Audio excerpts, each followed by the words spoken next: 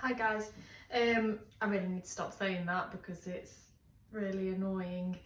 We are going to make a big, I don't know how to say it, focaccia, I don't know, whatever that is, focaccia. So I'm going to do a big one, a big bubbly one. Now this is going to take about 5 hours to do.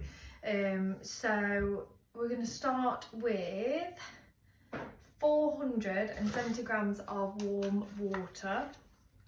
I have made this one before, but I haven't videoed making it, so I hope it comes out just as nice as when I did it first time. So I'm going to get my, in fact I wonder if it will measure on this jug. I really need some better scales. Oh, it just winds me up. Right, so we want 470 grams of warm water.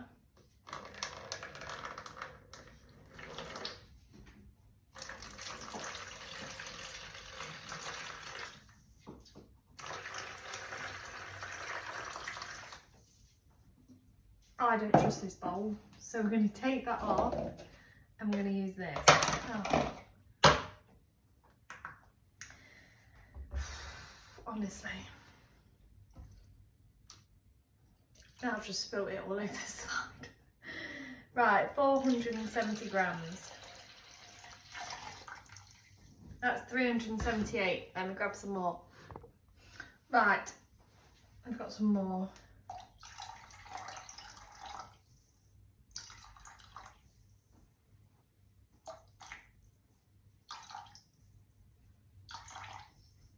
There we go. 477 grams of water. I am not taking that 7 grams out because I frankly can't be arsed. That's going in my bowl. And then, oh, they're soaking wet now. Just stick them up there to dry. Salt. So we want 2 teaspoons of salt. I have the teaspoon, I don't have the salt, so bear with me. As you can see, my mood is a little bit twitchy, let's say. It's the school holidays, which is fine. We all love our kids and want to spend time with them. Just not for the whole day or the whole week. So I'll be glad to go to work on Thursday. Right, so I've popped my warm water and my 2 teaspoons, sorry if I said tablespoons before, of salt, and then we're just going to add a nice little glug of olive oil.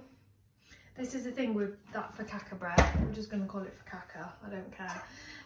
It does need a lot of oil. Right, and then I've got a 7 gram packet of yeast that we're going to pop the whole pack in. And I'm just going to give it a whisk just so that that salt's dissolved. Yeah.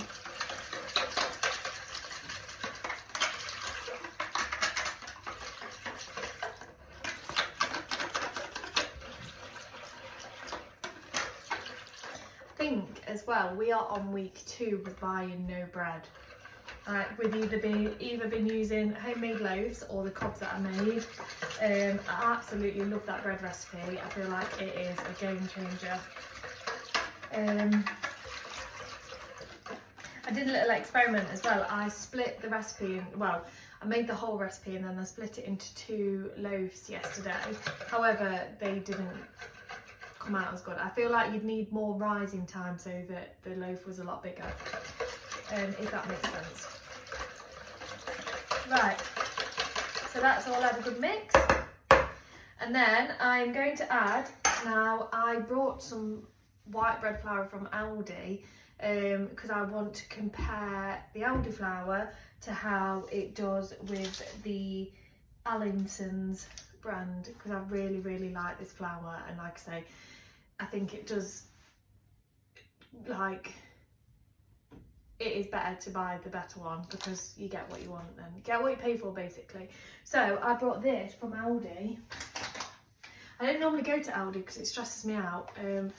So I just brought their white bread flour, and I think it was £1.09 for 1.5 kilos, whereas when I buy this flour, it's about £1.79 for 1 kilo. So actually, is this going to be better value for money, or do we stick to what is good?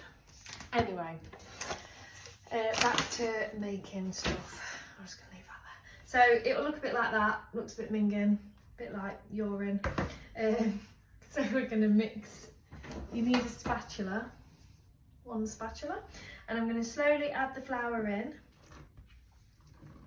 Now you need to be home when you're making this recipe, because we are going to check on it every half an hour for 2 hours to do folds. So that's one thing that you need to be doing.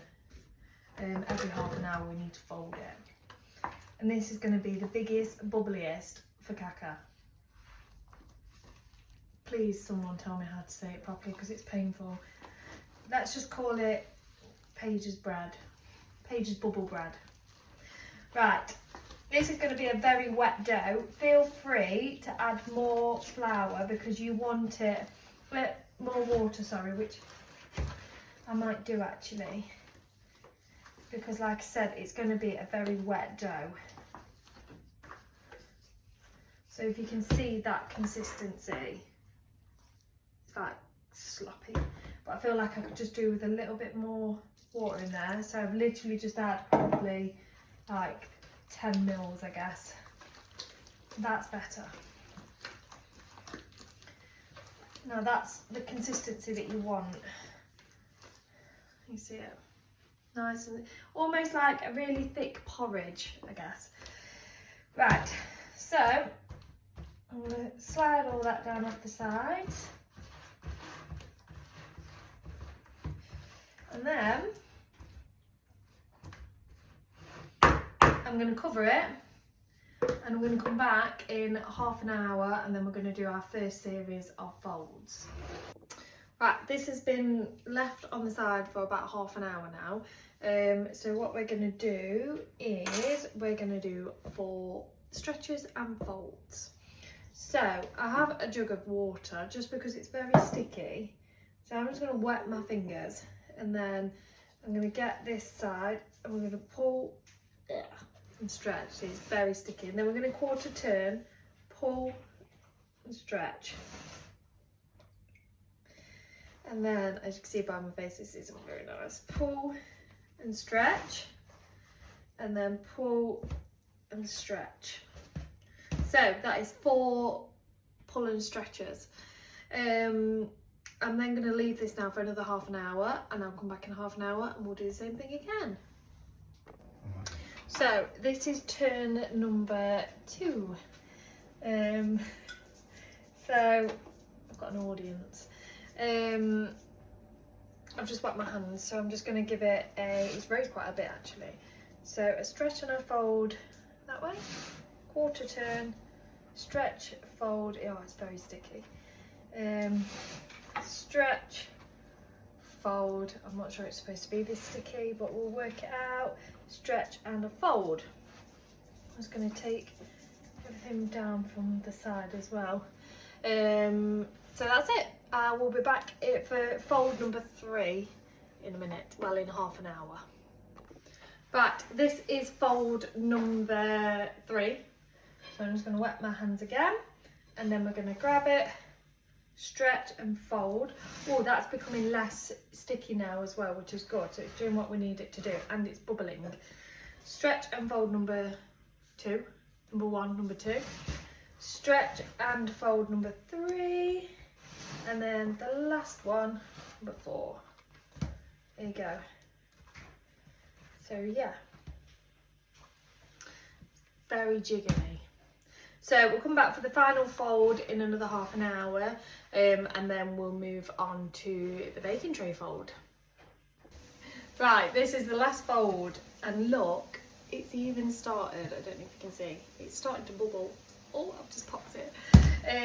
Right, so I'm going to wet my hands, and then 1, oh yeah, it's definitely less sticky. 2, and it's a lot more pliable now. 3, 4. Now I'm going to leave this till after tea, So another half an hour, and then we're going to go and put it in our baking tray. Right, so we have finished our 4 series of stretchers. So I have my focaccia, which is what it is called. And I have a very large baking tray, and it's quite deep, I don't know if you can see that. And I've just lined it with baking paper for now.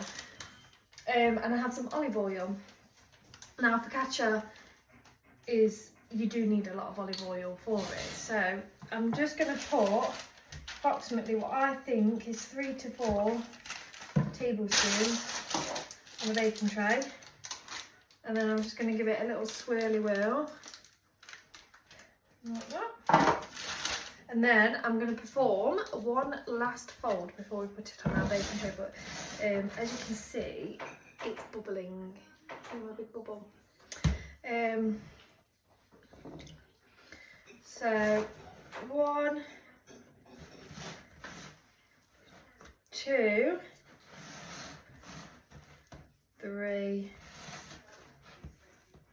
4. Very stretchy now. And then what I'm going to do is I'm just going to pour it there into my baking tray. And then I'm just going to stretch it out. Now this needs to rise for an hour now, or at least an hour.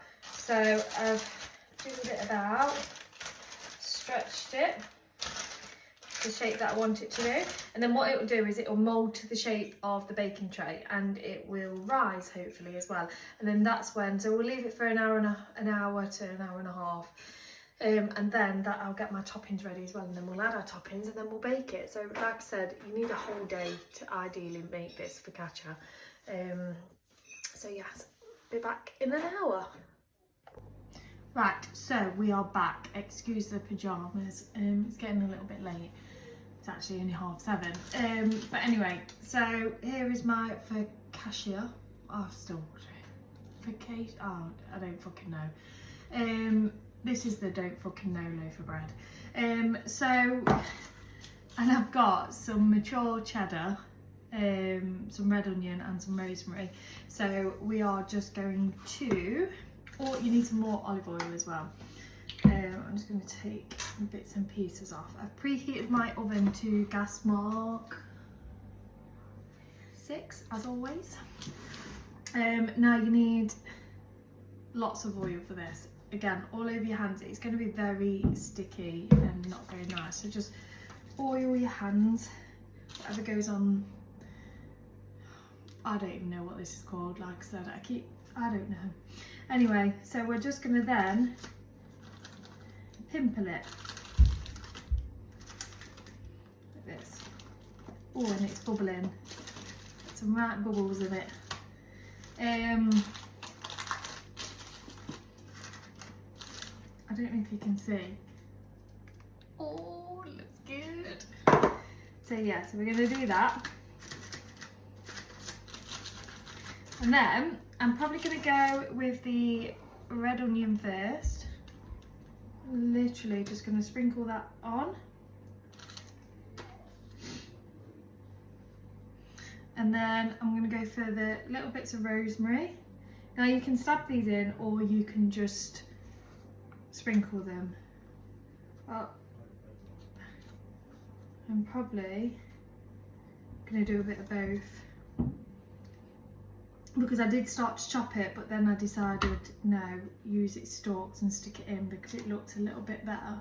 But do you know what? It's only going to get eaten into it. And then I've got cheese, so I'm just going to sprinkle that over the top.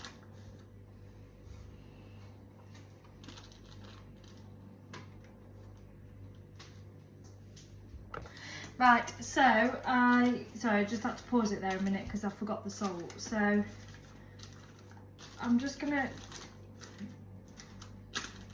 dimple it a little bit more, just so that all them toppings just set in. And then a bit of salt on the top, bit of sea salt. Again, dimple mimple. I quite like this bit, there's something very therapeutic about it.